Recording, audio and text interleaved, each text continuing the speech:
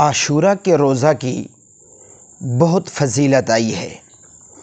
آپ صلی اللہ علیہ وسلم نے فرمایا، جو شخص عاشورہ کا روزہ رکھتا ہے تو اللہ تعالیٰ اس کے گزشتہ سال کے گناہ معاف فرما دیتا ہے۔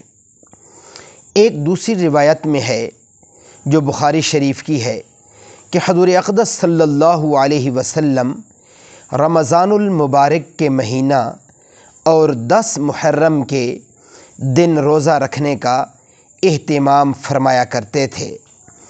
لیکن یہاں ایک بات ذہن میں رکھیں کہ اہل ایمان کو یہود کی مخالفت کا حکم دیا گیا ہے، اور اس 10ویں محرم کا روزہ چونکہ یہود بھی رکھتے ہیں، اس لیے اب ہمارے لیے حکم یہ ہے کہ 10ویں تاریخ کے ساتھ 9ویں یا 11ویں تاریخ کا روزہ بھی رکھیں، تاکہ سنت بھی ادا ہو جائے اور مخالفت یہود کا پہلو بھی نکل آئے۔